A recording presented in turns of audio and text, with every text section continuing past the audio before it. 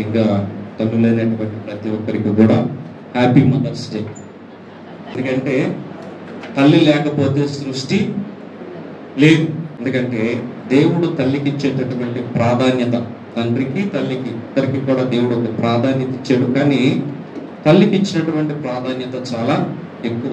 దేవుడు తాను చెప్పుకుంటే ఏమంటారంటే, ఒకరిని తల్లి వాని ఆదరించినట్లు నేను మిమ్మల్ని ఆదరిస్తానని చెప్పి దేవుడు మనకు ఒక వాగ్దానం కూడా ఇచ్చి ఉన్నారు. కాబట్టి అలాంటి గొప్ప దేవుడు మన దేవుడు. కనుక దేవునిలో 2 లక్షణాలు ఉంటాయి. తల్లి లక్షణం ఉంటుంది, తండ్రి లక్షణం కూడా ఉంటది. కనుక అంత గొప్ప దేవుడు మన దేవుడు. ఓకే, కనుక మరి ఇది వాక్య ధ్యానం కొరకు రాజులు 2వ గ్రంథము 4వ అధ్యాయము 13 నుంచి కొన్ని మాటలు చదువుకుందాం. ఒక స్త్రీ గురించి చూస్తా ఉన్నాం. ఆ స్త్రీ ఎవరంటే షూనేమీరాలు. ఎవరు?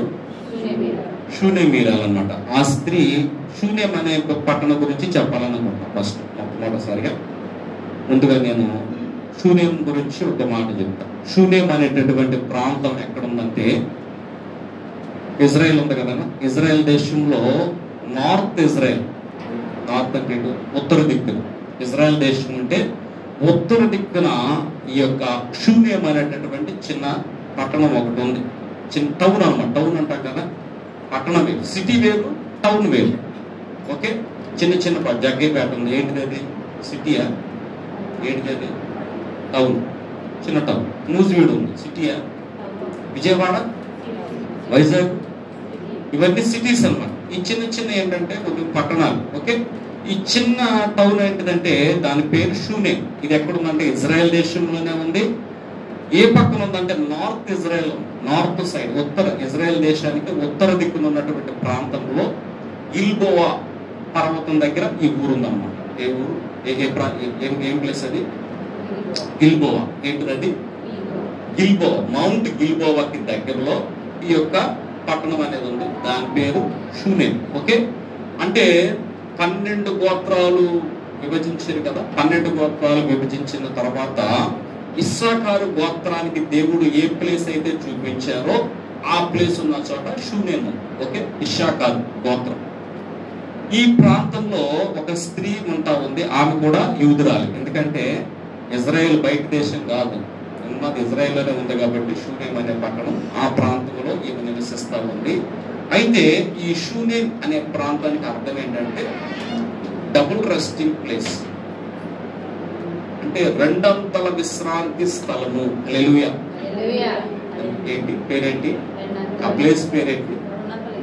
2 అంతల విశ్రాంతి స్థలం. బాగుంది కదా.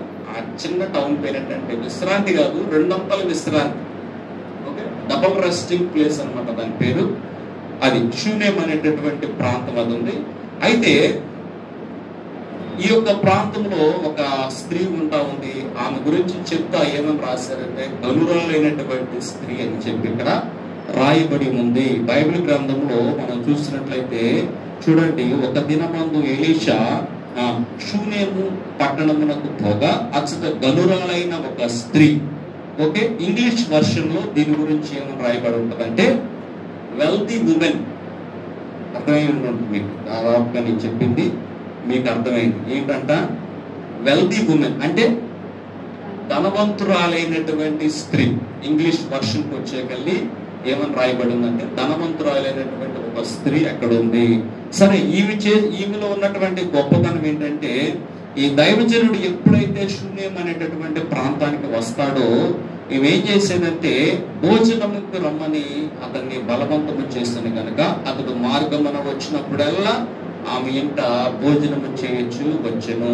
కాగా ఆమె తన పెనిమిటిని చూచి మన యొద్దకు వచ్చి పోవచ్చున్న వాడు భక్తి గల దైవజనుడని నేను ఎరుగుదును. కావున మనం అతనికి గోడ మీద ఒక చిన్న గది కట్టించి, మీకు ఒక ఇక్కడ చిన్న క్లారిఫికేషన్ మీకు ఇవ్వాలని ఆశపడతా ఉన్నాను.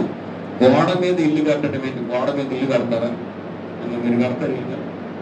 గోడ మీద ఇల్లు కడతారా? గోడ మీద ఇల్లు కాదు. ఒక విషయం గమనించండి. ఇంగ్లీష్ బైబిల్ కూడా నేను పక్కన పెట్టాను, ఒకసారి దాంట్లో ఏముందో మనం చూద్దాం. She said to her husband, I know that this man who often comes our way is a holy man of God. Let's make a small room on the roof and put it in a bed and a table, a chair and lamp for him. దాని అర్థం ఏంటంటే roof అంటే మేడ మీద తనకు ఒక గది కడదాం. ఓకే, గోడ మీద కాదు కానీ మేడ మీద కడదాం గది. ఓకే, అర్థమైంది కదా. గనురాలు అంటే ఇక్కడ వెల్దీ ఉమెన్ అని ఉంది, అంటే ధనవంతురాలు. ఫస్ట్ థింగ్ మనం అర్థం చేసుకోవాలి. రెండోది ఏంటంటే ఇతను వస్తున్నాడు, భోజనం చేస్తున్నాడు, వెళ్తా ఉన్నాడు కాబట్టి ఈ దైవజనుడైనటువంటి ఎలీషా కొరకు మనం ఏం చేయాలంట, మేడ మీద ఒక గది కడదాం అన్న. ఓకే, ఇప్పుడు ఈ స్త్రీ గురించి మనం మాట్లాడదాం. ఈ స్త్రీ ఎలాంటిదంట, గనురాలు. ఎందుకు గనురాలు అంటే ఈమెకి బంధు బలగం కూడా అక్కడే ఉంది. దైవజనుడు వచ్చి అడిగినప్పుడు నేను నా కుటుంబంతో కూడా నా స్వజనుల మధ్యలోనే మేము కాపురం ఉన్నాం అంటే మా చుట్టూ ఉన్నదంతా కూడా ఎవరు, మా వాళ్ళే, మా చుట్టాలే. ఎవరు నాకు ఏది వచ్చినా కానీ మాకు అండగా వచ్చి నిలబడతారు కాబట్టి అంతా మా వాళ్ళేనండి. ఇక్కడ కమ్యూనిటీ అంతా కూడా మొత్తం మా వాళ్ళే కనుక బంధు బలగం అనేది ఇంకి బాగా ఉంది. రెండవది మనం చూసినట్లయితే వీళ్ళకి భూములు ఉన్నాయి బాగా. ఓకే, ఎందుకంటే వీళ్ళ ఆయన ఏం చేస్తూ ఉంటారంటే ఆ కోతకాలం వచ్చినప్పుడు పనివారిని పెట్టి కోత నూరుస్తూ ఉంటాడు. 18 వచ్చిన ఒకసారి చూడు. ఆ బిడ్డ ఎదిగిన తర్వాత ఒకనాడు కోతపోయి వారి యొద్దనున్న తన తండ్రి యొద్దకు పోయి అక్కడ ఉండగా చూసారు ఎక్కడున్నారంట, కోతపోయి వారి దగ్గర ఉన్నాడు. తండ్రి ఏం చేస్తున్నాడు, కోపిస్తా ఉన్నాడు పనులు పెట్టి. ఈ కుమారుడు అక్కడికి వెళ్ళాడు. అంటే ఈ స్త్రీ ఎలాంటిదంటే వీళ్ళకి భూములు ఉన్నాయి, పెద్ద ఇల్లు ఉంది, ఇంకా బంధుబలగం ఉంది, కనుక ధనం కలిగినటువంటి వాళ్ళు, మంచి వెల్ సెటిల్డ్ ఫ్యామిలీ వీళ్ళ దగ్గరికి వచ్చే కలిగి. ఈమె యొక్క మెంటాలిటీ కూడా ఎలాంటిదంటే తెగువ కలిగినటువంటి స్త్రీ. ఎవరేమా తెగువ అంటే క్యాపబుల్, మంచి క్యాపబుల్ కలిగినటువంటి స్త్రీ అనమాట ఏమా. రెండవది ఏంటంటే చాకచక్యం కలిగినటువంటి స్త్రీ. స్త్రీలు ఉన్నారు కానీ సమాజంలో చాలా మంది ఎలా ఉంటారంటే యోగ్యులైన వారు కొంతమంది ఉంటే అయోగ్యులైనటువంటి వారు ఇంకొంతమంది ఉంటారు. జ్ఞానం కలిగినటువంటి స్త్రీలు ఉంటే అజ్ఞానులైనటువంటి వారు కూడా మన సమాజంలో ఉంటారు. జ్ఞానవంతురాలు తన ఇల్లు కడితే 3 గాలు తన చేతులతో దాన్ని పెరికి వేసేస్తుంది. ఇల్లు కడతామంటే ఒకటే సిమెంట్ కలిపి ఇసుకేసి ఇది కడతామని కాదు, కుటుంబాన్ని కడుతుంది. స్త్రీ ఏం చేస్తుంది, కుటుంబాన్ని కడుతుంది. భర్తని లైన్లో పెడతారు, పిల్లల్ని లైన్లో పెట్టుకుంటారు, దేవుని మార్గంలో వెళ్ళి నడిపిస్తూ ఉంటారు. ఓకేనా. కనుక ఈ స్త్రీలో ఉన్న మంచి లక్షణం కూడా మనం చూసినట్లయితే ఎలాంటిదంటే చాకచక్యం కలిగినటువంటి స్త్రీ, చాలా తెలివి కలిగినటువంటి స్త్రీ. ఎందుకంటే దైవజనుడు వస్తున్నాడు, పోతా ఉన్నాడు, భోజనం పెడుతుంది.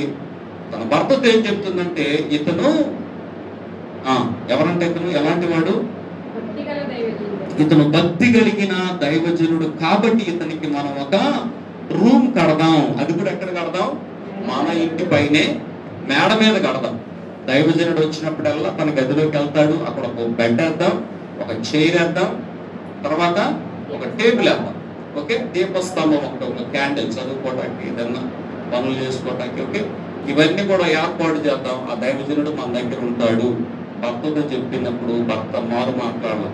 ఎందుకంటే జ్ఞానం కలిగి ఈమె మాట్లాడుతూ ఉంది కాబట్టి తెలుసు, భర్తకు కూడా తెలుసు ఈమె జ్ఞానవంతురాలని. Okay, no problem. సరే, అలాగే చేశారు. ఇల్లు కూడా ఆ పైన చిన్న రూమ్ ఒకటి వేసారు. తర్వాత వేసిన తర్వాత ఏమైందో చూడండి. కావున మన అతనికి గోడ మీద ఒక చిన్న గది కట్టించి అందులో అతని కొరకు మంచము, బల్ల, పీట, దీపస్తంభము ఉంచుదుము. అతడు మన ఎందుకు వచ్చినప్పుడల్లా అందులో బస చేయవచ్చునని చెప్పాను. ఆ తరువాత అతడు అక్కడికి ఒకనొక దినమున వచ్చి ఆ గదిలో వచ్చి అక్కడ పరుండెను. చూసారా, అంటే చెప్పిందో లేదో భర్త ఏం చేశాడు, కట్టేసాడు, అన్ని ఏర్పాట్లు చేసాడు. ఎందుకంటే భార్య జ్ఞానంగా చెప్తుందని భర్తకి తెలుసు. కొంతమంది భర్తలు ఏం చేస్తారంటే ఏం చెప్పినా కానీ తిడతారు. ఎందుకని, తెలివి తక్కువ దాన్ని, ఇవన్నీ తెలివి తక్కువ పనులు చేస్తాం అని చెప్పి అంటూ ఉంటారు భర్తలు. కొంతమంది భార్యలు అంటారు, ఎందుకంటే వాళ్ళు చేసే పనులు కూడా అలానే ఉంటాయి. కానీ ఇక్కడ బైబిల్లో చూసినట్లయితే భర్త భార్యను నమ్మాడు. ఎందుకంటే ఈయన చేసే పనులు కూడా జ్ఞానంగానే ఉంటాయి కాబట్టి. పైన ఒక రూమ్ వేసారు, ఆ రూమ్ లోకి వచ్చాడు. వచ్చిన తర్వాత అక్కడ రెస్ట్ తీసుకుంటున్నప్పుడు ఏమైందో చూడండి. పిమ్మట అతడు తన దాసుడైన గెహాజీని పిలిచి, ఈ షూనేమీరాల్ని పిలువమనగా వాడు ఆమెను పిలిచాను. ఆమె వచ్చి అతని ముందర నిలవబడినప్పుడు అతడు, నీవు ఇంత శ్రద్ధాభక్తులు మా ఎందుకు కనపరచుతువు గనుక నీకు నేనేమి చేయవలను? రాజుతోనైనను సైన్యాధిపతితోనైనను నిన్ను కూర్చి నేను మాట్లాడవలని కోరుచున్నావా అని అడుగుమని గెహాజీకి ఆజ్ఞేయగా వాడు ఆ ప్రకారము ఆమెతో అనెను. చూసారా, ఈ దైవజనుడు ఆమెలో గ్రహించింది ఎంత తెలుసా? ఆ స్త్రీలో గ్రహించినటువంటి ఒక మంచి లక్షణాలు, 2 లక్షణాలు ఉన్నాయి. ఒకటేంటంట, శ్రద్ధాభక్తులు కలిగినటువంటిది. ఎలాంటిది? ఆమెలో శ్రద్ధ ఉంది, భక్తి కూడా ఉంది. ఈ స్త్రీ ఎలాంటిదంటే శ్రద్ధ ఉంది. దైవజనుడు ఇంటికి వచ్చారు అనుకోండి, కొంతమంది ఏం చేస్తారంటే అక్కడ పెట్టి వెళ్ళిపోతారు. అయ్యారు మీకేం కావాలో అయ్యి పెట్టుకోండి. చాలా చోట్ల ఒకసారి అంటే ఏసన్ గారు ఒక చోటకి వెళ్ళాడంట. ఖమ్మం డిస్టిక్ భద్రాచలం దగ్గరికి వెళ్ళిపోయాడు. భద్రాచలం దగ్గరికి వెళ్తే అక్కడ భార్య జాబు, భర్త జాబు, 2 పిల్లలు మామూలు అలరోళ్ళు కాదు. వాళ్ళిద్దరిని ఇంట్లో పెట్టి వీళ్ళు ఏం చేశారంటే, అయ్యగారు ఇదిగో టేబుల్ మీద భోజనం పెట్టా, నీకు ఎప్పుడు ఆకలైతే అప్పుడు లేచి అదిగో ప్లేట్ అక్కడ ఉంది, గరిట్లన్నీ అక్కడ ఉన్నాయి, నీకు ఎంత కావాలంటే అంత పెట్టుకుని తినేసి నువ్వు పడుకో, మేము సాయంత్రానికి ఇంటికి వస్తాం. ఇది సేవ స్టార్ట్ చేసిన మొదట్లో ఆయన ఏం చేశాడంటే, సరే వెళ్ళిన తర్వాత చూసాడు, పిల్లలు చూసాడు. చాలా అందంగా అసలు బొమ్మల్లాగా ఉన్నారు. బొమ్మల్లాగా ఉండేకెళ్ళి చూసి, బాబు మీ పిల్లలు చాలా బొమ్మల్లాగా ఉన్నారు, పట్టుకుంటే మాసిపోయేటట్టు ఉన్నారంటే, చూడటానికి బొమ్మల్లాగానే ఉంటారు, తర్వాత మీకు అర్థమవుతుంది అని చెప్పారంట. వీడికి ఏం అర్థం కాల. సరే అయిపోయిన తర్వాత ఇది ఏం చేశాడంటే, మొహం కాళ్ళు చేతులు కడుక్కొచ్చాడు, కాసేపు పడుకుందాంలే, కాసేపు ఆగి అన్నం తినొచ్చు అనుకున్నాడు. నవారు మాంసం లాంటిది ఒకటి వేస్తే దాని మీద పడుకున్నాడు. పడుకున్న తర్వాత ఈ పిల్లలు అలరోళ్ళు కదా, నెయిల్ కట్టర్ ఉంటుంది కదా, దాన్ని తీసుకొచ్చి ఆయన మాస్టర్ గారి యొక్క నెయిల్ కట్ చేసిందండి. నెయిల్తో పాటుగా కొంత కండ కూడా కట్ అయింది. వామ్మో అని చెప్పి లేదు చూసే రక్తం గారిపోతున్నాడు. చాలా అందంగా ఉన్న పిల్లలు కదా, ఏమన్నాడు, ఏమన్నా ఇది సైతానా ఇవ్వరు అన్నాడు. ఆ పిల్ల ఏమన్నాడు, సైతానా అని బిడ్రా అనకెళ్ళి ఆ పిల్ల పారిపోతుంది. మళ్ళీ పడుకుందాం అనకెళ్ళి కింద నుంచి ఏం చేశాడంటే షార్ప్ వస్తువుతో చికెన్ కోసాడు. ఒక్కసారి చెవుకు మురికి ఆకేసి ఇట్లా 2 సైతాలని చెప్పాడు. జుట్టు పట్టుకొని పడపడ బయటికి లాక్కొచ్చి 2 బయట పడేసేసి తాళం వేసి పడుకున్నాడు అంటే. చూసారా, చుట్టకి ఎలా ఉన్నారు పిల్లలు? బొమ్మల్లాగా ఉన్నారంట, అందంగా పాలరాతి బొమ్మల్లాగా ఉన్నారు. కానీ చేసే పనులు చూస్తే చండాల పనులు. కొన్ని ఇంట్లో ఉన్నారా వీళ్ళు, దైవజనుడి కానీ పెడదా ఉందామంటే అది లేదు, ఎవరు డ్యూటీలు కానీ వెళ్ళిపోయింది. అంటే ఇల్లు అయితే ఉంది, తింటాక అన్నీ ఉన్నాయి, కానీ శ్రద్ధ అయితే లేదు. అక్కడ ఉన్నాయి, పెట్టుకొని తినుకో. కానీ ఈ మాట చేయట్లా. ఇవేం చేస్తుంది, దైవజనుడిని ఇంటికి తీసుకొస్తే మా దగ్గరుండి ఏమేం కావాలో అవన్నీ కూడా చూస్తామన్నారు, శ్రద్ధ చూపిస్తున్నారు, ప్లస్ భక్తి ఉంది వాళ్ళ దగ్గర, భయం ఉంది, భక్తి ఉంది. కనుక శ్రద్ధాభక్తులు చూపిస్తామన్నారు. కాబట్టి ఇప్పుడు నీకేం చేయాలి, నేను మా యందు కనపరిచితివే, నీకు నేనేమి చేయగలను? రాజుతోనైనను సైన్యాధిపతితోనైనను నిన్ను గూర్చి నేను మాట్లాడవల్లని నీవు కోరుచున్నావా? చూసారా ఏం మాట్లాడుతున్నాడంటే, సరే ఇంత చేస్తున్నారు కదా, మీకేం చేయమంటారు? రాజు గురించి రాజుతో ఏమని చెప్పనా? మీకు ఏమైనా కావాలా, ఏమైనా ఇప్పించాలా? మాకు అయ్యేం అవసరం లేదు అయ్యా, మేము ఎలా ఉన్నామంట, ఎవరి మధ్య ఉన్నామంటే కాపురం ఉన్నాం కాబట్టి మాకు ఎలాంటి అవసరత కూడా లేదు, మేమంతా బాగానే ఉన్నాం అని చెప్తా ఉందన్నమాట. కనుక ఇక్కడ చూసినట్టయితే ఈమె శ్రద్ధ ఉంది, ఈమెలో భక్తి ఉంది. తర్వాత ఇంకోటి ఏంటంటే ఈమెకి ఎలాంటి కొదువ కూడా ఈమె దగ్గర లేదనమాట.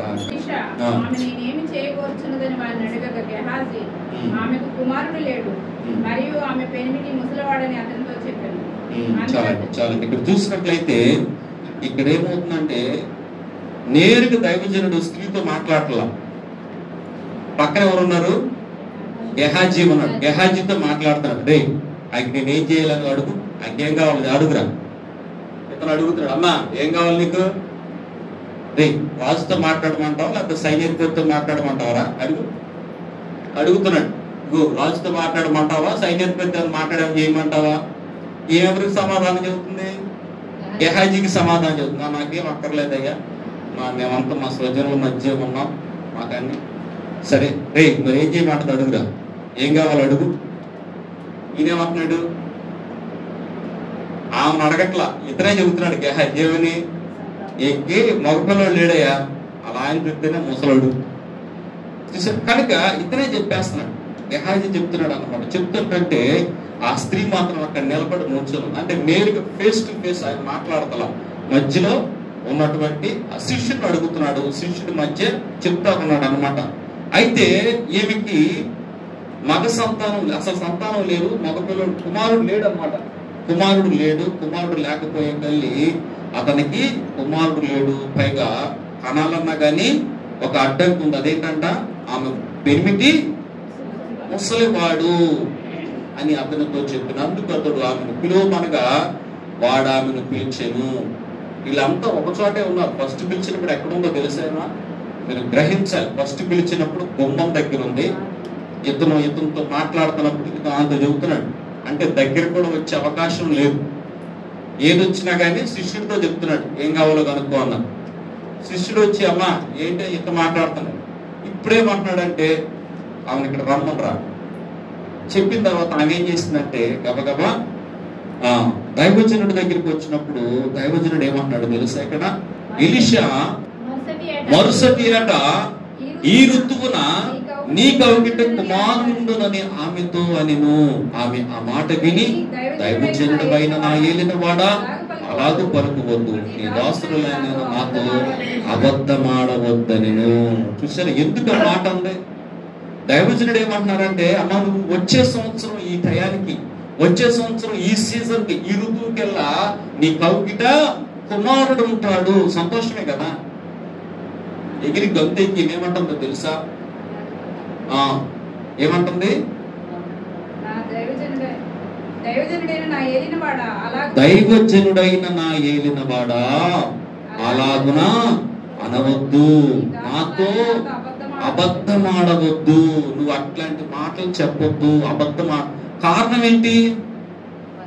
కారణం ఏంటంటే భర్త ముసలివాడు, అతనికి పొటెన్షియల్ గా పిల్లలు కనేటటువంటి ఆ యొక్క స్తోమత, ఆ యొక్క స్టామినా అనేది అతని దగ్గర లేదు. ఈయన తెలుసు కాబట్టి భర్త అయితే ముసలివాడు, ఏమైతే మీటి ఏజ్ అనమాట, అంటే మధ్య వయస్కురాలు.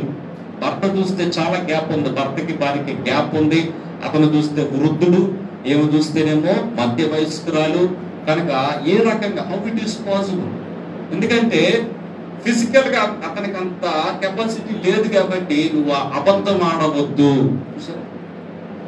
ఎందుకంటే నాకు తెలుసు, ఆయన స్టామినా నాకు తెలుసు, ముసలిపాడు అయిపోయాడు, తన పనేదో తాను చూసుకుంటున్నాడు కాబట్టి దయచేసి నువ్వు అలాంటి మాట మాట్లాడకు అంటున్నాడు. ఓకే, కానీ దైవజనుడు ఏమైనా మాట్లాడా? ఆ మాట చెప్పి వెళ్ళిపోయాడు అంతే, ఇంకేం మాట్లాడాలి. పిమ్మట ఆ స్త్రీ గర్భవతి అయి మరుసటి ఏట ఎలీషా తనతో చెప్పిన కాలమున కుమారుని కనును. ఆ బిడ్డ ఎదిగిన తరువాత ఒకనాడు కోతపోయి వారి యొద్దనున్న తన తండ్రి దగ్గరకు పోయి అక్కడ ఉండగా వాడు నా తలపోయినని తన తండ్రితో చెప్పాను. అతడు వారిని ఎత్తుకొని తల్లి యొద్దకు తీసుకుని పొమ్మని పనివారిలో ఒకరితో చెప్పగా వాడు ఆ వారిని ఎత్తుకొని వాని తల్లి యొద్దకు తీసుకుని పోయాను. పిల్లవాడు మధ్యాహ్నం వరకు తల్లి తొడ మీద పండుకొని ఉండి చనిపోయాను. హల్లెలూయా. చదువుకున్నటువంటి వాక్య భాగంలో మనం చూసినట్లయితే ఈ పిల్లవాడు నిజంగానే ఆమె ఏమైందంటే గర్భవతి అయింది, కుమారుడిని కంది. కుమారుడు కూడా తల్లి దగ్గర ఉన్నాడు, పెరుగుతా ఉన్నాడు. ఒక రోజున ఏం చేశాడంటే తండ్రితో పాటు పొలం దగ్గరికి వెళ్ళిపోయాడు. ఎందుకంటే కోత కోసేటటువంటి హార్వెస్ట్ సీజన్ వచ్చింది. హార్వెస్ట్ సీజన్ వచ్చిన తర్వాత ఏం చేస్తారు, అందరూ కూడా పనివారు తీసుకొని కోలాహలంగా ఉంది, అందరూ అక్కడికి వెళ్ళారు. వెళ్ళిన తర్వాత చక్కగా కోత కోస్తా ఉన్నారు. కోత కోస్తా ఉన్నటువంటి టైంలో ఈ పిల్లవాడు సడన్ గా ఏం చేశాడంటే తలపోయినే అమ్మో ఓ మై హెడ్ అనమాట. ఇంగ్లీష్ లో ఏమైనా ఉందంటే అమ్మో నా తల అని పట్టుకొని ఏం చేశాడంటే తండ్రి దగ్గరికి వచ్చాడు. తండ్రి ఏం చేశాడంట, పనివాళ్ళ ఒకటి పిలిచి వాళ్ళ అమ్మ దగ్గరికి తీసుకుందో తండ్రి చెప్పిన మాట ఏంటి? వాళ్ళ అమ్మ దగ్గరికి తీసుకో అంటే ఏదొచ్చినా గానీ ఈ తల్లి ఎలా ఉందంటే కుమారుణ్ణి ప్రేమిస్తుంది, కుమారుని ఆదరిస్తుంది. కాబట్టి తన తల్లి దగ్గరికి తీసుకెళ్ళమన్నప్పుడు గబగబా వాళ్ళు ఏం చేశారంటే తల్లి దగ్గరికి తీసుకొని వచ్చారనమాట. తల్లి దగ్గరికి తీసుకొచ్చిన తర్వాత పిల్లవాడు మధ్యాహ్నం వరకు తల్లి తొడ మీద పండుకొని ఉండి చనిపోయాను. అలా తల పట్టుకుని ఏడుస్తా తల్లి తొడ మీదే ఉంటా అక్కడ చనిపోయింది. దీన్ని బట్టి మనకు అర్థమైందంటే షీఈస్ ఎ కేరింగ్ మదర్. అలాంటిది ఆమె కేరింగ్ మదర్. ఈమెలో ఉన్న మంచి లక్షణాలు ఏంటంటే గనురాలు, నెక్స్ట్ శ్రద్ధాభక్తులు కలిగినటువంటి ఆమె, మూడవది ఏంటంటే కేరింగ్ మదర్. ఇది ఎలాంటిదంట? తన బిడ్డని బాగా చూసుకుంటుంది. అక్కడే పండుకోబెట్టింది, చూస్తా ఉంది. మధ్యాహ్నం వరకు చూసింది కానీ ఆ పిల్లవాడు చనిపోయినట్లుగా చూస్తాము. మధ్యాహ్నం సమయంలో ఏమైందో తెలుసా? చనిపోయిన తర్వాత అప్పుడు ఆమె పిల్లవాడిని దైవజనుల మంచం మీద పెట్టి తలుపు వేసి బయటకు వచ్చి ఒక పనివాణిని గాడిదను నా యొద్దకు పంపుము, నేను దైవజనుని యొద్దకు పోయి వచ్చిందని తన పెనిమిటితో ఆమె అనగా తన భర్తతో చెప్తా ఉంది. ఏమనంట? ఒక పనుడిని ఒక గాడిదని ఇచ్చి పంపించు, నేను ఇప్పుడు ఎక్కడికి వెళ్ళాలి? దైవజనుని దగ్గరికి వెళ్ళాలి అనేకల్లి ఈయనేమంటున్నాడు? అమావాస్య కాదు కదా, విశ్రాంతి దినం కాదు కదా, ఇప్పుడు ఎందుకంటే నేను వెళ్ళడం మంచిది. ఇంగ్లీష్ ఏమంటే ఇట్స్ ఆల్ రైట్. ఒకటే చెప్పింది. ఎందుకు ఏంటి వాళ్ళ అమావాస్య, పోనీ విశ్రాంతి దినమా, ఇంటికి వెళ్ళాలంటే ఇట్స్ ఆల్ రైట్, ముందు పంపించు అన్న తర్వాత అతను అవన్నీ కూడా సిద్ధపాటు చేశాడు. సిద్ధం చేసిన తర్వాత ఈమె ఎక్కడికి వెళ్ళిందో తెలుసా? కర్మేలు దగ్గర ఉన్నటువంటి దైవజనుడైనటువంటి ఎలీషా దగ్గరకు పయనమైంది. అంటే మీరు ఒక విషయం గమనించాలి. ఇప్పుడు ఇక్కడ ఎక్కడుందేమా? ఏ ప్రాంతంలో ఉంది? షూనేము అనేటటువంటి పట్టణంలో ఉంది. షూనేము నుంచి ఎక్కడికి? కర్మేలు. షూనేము నుంచి కర్మేలు రెండు కూడా ఇశ్రాయేలు దేశంలోనే ఉన్నాయి. ఈ రెండుటికి మధ్య దూరం వచ్చేసేసి ఎంతో తెలుసా? 25 కిలోమీటర్లు, 16 మైళ్ళు, 25 కిలోమీటర్ల దూరం. ఇవేం చేసిందంటే గాడిద మీద ఎక్కి పనివాణ్ణి తీసుకొని ఎక్కడికి వెళ్ళిందంటే దైవజనుడైనటువంటి ఎలీషా దగ్గరికి వెళ్ళింది. చూసారా? అంటే షీఈస్ వెరీ క్యాపబుల్ ఉమెన్. లేడీస్ని ఎక్కడికి వెళ్ళమని అంటారు కొంతమంది, వెళ్ళటానికి ఇష్టపడరు.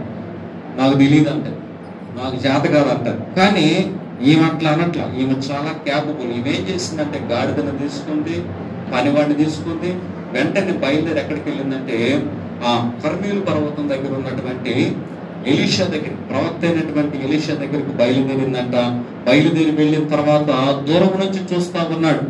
గాడిదకు గంత కట్టించి తాను ఎక్కి పనివానితో శీఘ్రముగా తోలుము, నేను నీకు సెలవిచ్చితేనే గాని నిమ్మళముగా తోలవద్దని. ఆ ప్రకారం ఆమె పోయి కర్మేలు పర్వతం ఉన్న దైవజను యొద్దకు వచ్చింది. దైవజనుడు దూరం నుండి ఆమెను చూచి, అదిగో ఆ షూనేమీయురాలు, నీవు ఆమెను ఎదుర్కొన్నట్టుకై పరుగులు పోయి నీవు, నీ పెనిమిటి, నీ బిడ్డ సుఖముగా ఉన్నారని అడుగుమని తన పనివాడైన గెహాజీతో చెప్పి పంపాను.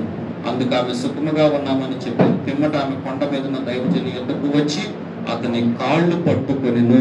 హల్లెలూయా. చూసారా? ఈ స్త్రీ ఎలాంటిదంటే తన బిడ్డ కొరకు తన యొక్క స్టేటస్ మర్చిపోయింది.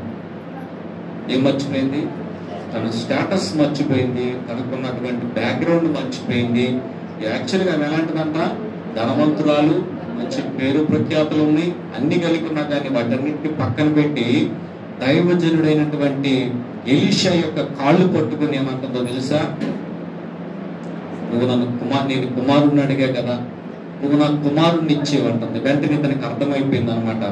ఆ కుమారుడు చనిపోయాడని అర్థమైపోయి ఏం చేస్తుందంటే ఆమె బహువ్యాకులముగా ఉన్నది. యెహోవా సంగతి నాకు తెలియచేయక మరుగు చేశాను, ఆమె జోలికి పోవద్దని వానికి ఆజ్ఞయించు. అప్పుడు ఆమె కుమారుడు కావాలని నేను ఆ ఏలిన వాడని నేను అడిగితినా, నన్ను భ్రమ పెట్టవద్దని నేను చెప్పలేదా అని అతనితో మనవి చేయగా అతడు, నీ నడుము బిగించుకుని నా దండమును చేత పట్టుకొని పొమ్ము, ఎవరైనా నీకు ఎదురుపడిన ఎడల వానికి నమస్కరింపవద్దు, ఎవరైనా నీకు నమస్కరించిన వానికి ప్రతి మర్యాద చేయవద్దు, అక్కడికి పోయి నా దండము నా బాలను ముఖం మీద పెట్టమని గెహాజీకి ఆజ్ఞ ఇచ్చి పంపెను. తల్లి ఆ మాట విని, యెహోవా జీవముతోడు నీ జీవముతోడు నేను నిన్ను విడువనని చెప్పగా అతడు లేచి ఆమెతో కూడా పోయెను. అంటే ఇతను ఏం చేశాడంటే దైవజనుడు ఏం చేస్తున్నాడు తెలుసా? గెహాజీని పిలిచాడు, రే ఇదిగో ఈ దండం తీసుకెళ్ళి ఎక్కడ కడతావు? బాలుడు ముఖం మీద పెట్టు, చనిపోయినటువంటి బాలుడు లెగుస్తాడు. అమ్మ ఇతను తీసుకుని వెళ్ళా. ఈ స్త్రీ ఏమంటుందంటే, నీ జీవము తోడు, యెహోవా జీవము తోడు, నేను మాత్రం ఇక్కడి నుంచి కదిలేదు లేదు. నువ్వు వస్తేనే నేను కదలటం, లేదా నేను ఇక్కడే. ఈయనకి అర్థమైపోయింది, ఏం మొండిగా ఉంది, కదిలేటటువంటి అవకాశం కనపడతలేదు కాబట్టి పదమ్మా మనం కలిసి వెళదాం. చూసారా, ఈ స్త్రీలో ఉన్నది ఏంటంటే పట్టుదల. హల్లెలూయా. చూసారు ఎంత మంచి లక్షణాలు అంటే, ఈ స్త్రీ ఫస్ట్ గనురాలు, తర్వాత శ్రద్ధాభక్తులు కలిగినటువంటి అమ్మ, తర్వాత కేరింగ్ మదర్, మాదిరి అయినటువంటి తల్లి, తర్వాత క్యాపబుల్ ఉమెన్, తెగువ కలిగినటువంటి స్త్రీ, తర్వాత పిల్లవాడి కొరకు, తన కుమారుని కొరకు దైవజనుడి యొక్క కాళ్ళు పట్టుకుందనమాట. అంటే పట్టుదల కలిగినటువంటి స్త్రీ అనమాట. ఆ దైవజనుడు వచ్చేంత వరకు కూడా నేను కదలను. చూసారా ఎలా ఎంత గట్టి పట్టు పట్టిందో. వెంటనే ఏం చేశారంటే వీళ్ళందరూ కూడా బయలుదేరారు. బయలుదేరిన తర్వాత చూడండి, గెహాజీ వారి కంటే ముందుగా పోయి ఆ దండమును బాలుని ముఖం మీద పెట్టాను, కానీ ఏ శబ్దమును రాకపోయాను. ఏమీ వినవచ్చినట్టు కనబడలేదు కనుక వాడు ఎలీషాని ఎదుర్కొని వచ్చి బాలుడు మేల్కొనలేదని చెప్పాను. ప్రతి క్యారెక్టర్ లో కూడా ఒక కామెడీ ఉంటాడు, కమేడియన్ లాగా. ఇప్పుడు ఈ ప్రవక్త గారు ఉన్నారు కదా, ఇతని దగ్గర ఉన్నటువంటి ఈ శిష్యుడు ఎలాంటివాడంట, తొందరపాటు. అసలు దైవజనుడు వచ్చేదాకా ఆగట్లా, గబగబా ఆ దండం తీసుకున్నాడు, గబగబా ముందుకు పరిగెత్తుకుంటూ వెళ్ళిపోయాడు. ఇటు వెతగానే చచ్చిపోయినోడు లెగుతాడు, లేకగానే చూసేవా లేచే అనుకున్నాడు. గబగబా ఆ దండం పట్టుకుని పరిగెత్తి వెళ్ళిపోయి ఇక ఎక్స్పెరిమెంట్లు చేస్తున్నాడు అనమాట. ఆ ముక్కు మీద అట్టు పెడతాం, ఇటు వెళ్తాం. లెగిసాడా? ఉలుకు పొలుకుందా? ఏమి లేదు. ఆడు అట్టాగా ఉన్నాడు. ఈ దండం మాత్రం అది పెడుతున్నాడు చేస్తున్నాడు. గబగబ ఈలోపు రానే వచ్చేసాడు, ఎలీషా వచ్చాడు, తర్వాత తల్లి వచ్చింది. పెట్టాను కానీ ఆ బిడ్డ లెగట్లేదా? ఏమంటున్నాడు, ఈ దండం తీసుకొచ్చి ఆ ముఖం మీద పెట్టే కానీ లెగట్లేదా? ఎందుకు లెగుతాడు? ఇందాక కూడా అంతే. ఏం చెప్తున్నాడు, ఆ స్త్రీ ఏం మాట్లాడాలి, నీకేం కావాలని చెప్పేదాకా లేడు. ఏమా ఏమిటి, కుమారుడు లేడు, భర్త చూస్తే ముసలాడు అని చెప్తున్నాడు. ముందుగానే చెప్పేస్తున్నాడు అనమాట. ఇక్కడికి వస్తే ఏం చేశాడు, గబగబా దండం తీసుకుని పరిగెత్తి ఇటు పెట్టక లెగుతాడు అనుకున్నాడు. ఎందుకు లెగుస్తాడు? లెగవల. ఆ బిడ్డ అలానే పోతుండే ఉన్న తర్వాత ఎలీషా వచ్చాడు. వచ్చిన తర్వాత చూడండి, తానే లోపలికి పోయి వారిద్దరే లోపల ఉండగా తలుపు వేసి, అంటే ఎవరిద్దరు, గెహాజీను ఎలీషా ఇద్దరు లోపల ఉన్నప్పుడు ఏం చేశారంటే యెహోవాకు ప్రార్థన చేసి మంచం మీద ఎక్కి బిడ్డ మీద తను చాచుకొని తన నోరు వాని నోటి మీదను, తన కంట్లు వాని కండ్ల మీదను, తన చేతులు వాని చేతుల మీదను ఉంచి బిడ్డ మీద పొడుగుగా పండుకొనగా ఆ బిడ్డ ఒంటికి వెంట పుట్టెను. తాను దిగి ఇంటిలో యువతల నుండి అవతలకు ఒకసారి తిరిగి నడిచి మరలా మంచం మీద ఎక్కి వాని మీద పొడుగుగా పండుకొనగా ఆ బిడ్డ 7 మార్లు తుమ్మి కంట్లు తెరిచెను. చూసారా ఏం చేశాడంటే, ఎలీషా వచ్చిన తర్వాత బిడ్డ దగ్గరికి వచ్చాడు, ఆ డోర్ వేసేసాడు. తల్లి బయట ఉంది, ఏం జరుగుతుందో తెలియదు. అయితే ఇతను ఏం చేశాడంటే బిడ్డను బారుగా పడుకోబెట్టి, చేతులు అలా పడుకోబెట్టి, అతని చేతిలో చెయ్య, కళ్ళల్లో కళ్ళు, అలా మూతి మీద మూతి అలా పారదాచుకున్నాడు. కాసేపు లేచాడు, మరలా ప్రార్థన చేశాడు, అటు ఇటు తిరిగాడు, మరలా వచ్చి ఇంకోసారి పారదాచుకోగానే బిడ్డ తుమ్మటం ప్రారంభించాడు. 7 మార్లు తుమ్మిన తర్వాత ఆ బిడ్డ కళ్ళు తెరిచాడు అంటండి. హల్లెలూయా. అంటే ఏమైందంటే ఆమె అతని యొద్దకు అప్పుడు వచ్చింది ఆమె లోపలికి. ఆమె అతని యొద్దకు రాగా అతడు నీ కుమారుని ఎత్తుకొనమని ఆమెతో చెప్పాను. అంతటా ఆమె లోపలికి వచ్చి అతని కాళ్ళ మీద సాష్టాంగపడి లేచి తన కుమారుని ఎత్తుకొని పోయెను. హల్లెలూయా. ఈ స్త్రీ ఎలాంటిదంటే కుమారుడిని బ్రతికించుకున్నాను. చనిపోయిన కుమారుడు, అసలు కుమారుడు లేనప్పుడు కుమారుడు కొరకు పోరాడింది. ఇప్పుడు కుమారుడు చనిపోయిన తర్వాత మరలా ఆ కుమారుణ్ణి బ్రతికించుకునేంత వరకు కూడా నిద్రపోవాలి. భర్త కూడా ఏం చెప్పలా, ఎక్కడికి వెళ్తాం ఏంటన్నాక కుమారుడు చచ్చిపోయాడు, ఏం చెప్పలా. ఏడుపు లేదు, రోదన లేదు, ఏమి లేదు. ఎందుకంటే వాట్ ఈస్ నెక్స్ట్, ఏం చేయాలన్నది ఇంక బాగా తెలుసు. జ్ఞానవంతురాలైన స్త్రీ తన ఇల్లు కట్టును. కొన్ని చోట్ల చూస్తే ఎవరు చచ్చిపోయిన కొన్ని ఏడుతారము, అక్కడ అసలు రానక్కర్లా, స్టార్టింగ్ లోనే గోల వినబడతా ఉంటది అన్నమాట. ఈ స్త్రీ అలా గోల చేయలా, అలాంటి పనులు ఏం చేయలా. తొడమే చనిపోయాడు, గమనించి చనిపోయాడు అని చెప్పేసి దైవజనుడి మంచం ఎక్కడ ఉందో చూసుకుని, వీళ్ళ మంచం మీద కాదు, తొడ మీద ఉన్నటువంటి బిడ్డను ఎత్తుకుని దైవజనుడు పడుకునే మంచం మీద అతను పడుకోబెట్టిందండి. హల్లెలూయా. దైవజనుడిని అంతగా నమ్మింది. హల్లెలూయా. ఎందుకంటే దైవజనుడైతేనే ఈ కార్యం చేయగలడు. Is from God. అతను దేవుని దగ్గర నుంచి పంపబడ్డాడు. దైవజనుడు మన ఇంటికి వస్తున్నాడంటే ఒక విషయం గమనించుకోవాలి. దేవుడే మన ఇంటికి వచ్చాడు. దైవజనుని కొరకు ప్రార్థన చేస్తున్నాడంటే దేవుడు నీ ఎడల కార్యం జరిగిస్తాడు. హల్లెలూయా. ఈమెకు అర్థమైంది, కుమారుడు చనిపోయాడు. కుమారుడు చనిపోయిన తర్వాత ఇప్పుడు ఎలా ఉంది ఆమె సిచ్యువేషన్? ఒకటే అనుకున్న నిరీక్షణ, ఒకటే నిరీక్షణ. అదేంటంటే కుమారుడు లేనప్పుడు ఈయన చెప్పాడు, నాకు కుమారుడు కలిగాడు. భర్త గురించి తెలుసు, అతనిలో పొటెన్షియాలిటీ లేదు, అయినప్పటికీ కూడా ఆయన మాట చొప్పున జరిగింది కాబట్టి ఖచ్చితంగా ఈ కార్యాన్ని ఎవరు చేయగలరు? దైవజనుడైనటువంటి ఎలీషానే మరలా బ్రతికించగలడు. కాబట్టి వెంటనే భర్తను అడిగింది, గాడిదలు తెప్పించుకుంది, పనులు తెప్పించుకుంది. 25 కిలోమీటర్ల దూరంలో ఉన్నటువంటి కర్మేలు పర్వతం దగ్గర ఉన్నటువంటి ఆ ఎలీషా దగ్గరికి వెళ్ళిపోయింది ఆమె ఒక్కదే. చూసారా? అందుకే ఆమెకి ఏమన్నానంటే తెగులు కలిగినటువంటి స్త్రీ. She is a capable woman. స్త్రీలలో కూడా ఉండాల్సింది ఏంటంటే అలాంటి క్యాపబిలిటీ మన దగ్గర ఉండాలి. ప్రియదేవుడిగా నాకు తెలియదు, నాకు చేత కాదు ఇలాంటి మాటలు మనం చెప్పకూడదు.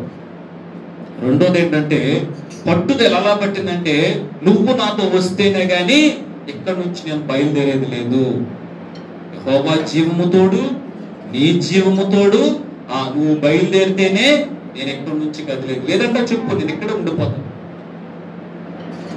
దైవజనుడికి అర్థమైపోయింది, ఏం మొండిగా బాబు, కదిలేటటువంటి ప్రసక్తి అయితే లేదు కాబట్టి దండం కాదు, నేనే వస్తా పదమా. బయలుదేరాడు, తీసుకుని వెళ్ళింది, తన ఇంటికి తీసుకెళ్ళిపోయి చనిపోయినటువంటి తన కుమారుడిని మరలా తిరిగి బ్రతికించుకుంది.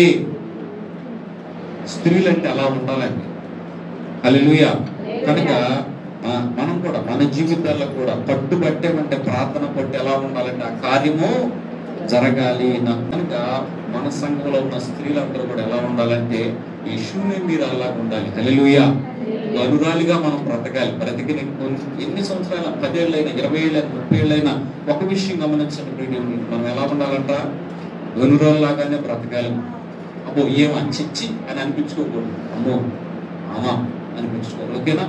దాని తర్వాత ఈ స్త్రీలో ఉన్నటువంటి మంచి లక్షణం ఏంటో తెలుసా? శ్రద్ధ, భక్తులు. శ్రద్ధ ఉంది, భక్తి ఉంది. కొంతమందిలో శ్రద్ధ ఉండదు, భక్తి ఉండదు. డబ్బులు ఉంటాయి కానీ శ్రద్ధ ఉండదు, భక్తి ఉండదు. కొంతమందికి ఏమి లేకపోయినా శ్రద్ధ ఉంటుంది, భక్తి ఉంటుంది. కనుక మన సంఘంలో వాళ్ళు కూడా శ్రద్ధ ఉండాలి, భక్తి ఉండాలి. తర్వాత ఇంకోటి ఏంటంటే కేరింగ్ మదర్. తర్వాత క్యాపబుల్ గా ఉండాలి మనం అంతా. ఇంకోటి ఏంటంటే ప్రార్థన విషయంలో పట్టుదల కలిగి ఉండాలి. ఒక విషయం అనుకుంటే సాధించే వరకు కూడా నిద్రపోకూడదు. కనుక ఈ శూన్యం మీరాల గురించి ఈ చిన్న మాటలు మన సంఘంలో ఉన్నటువంటి ప్రతి తల్లి విషయంలో కూడా నెరవేరునుగాక. ఆమేన్.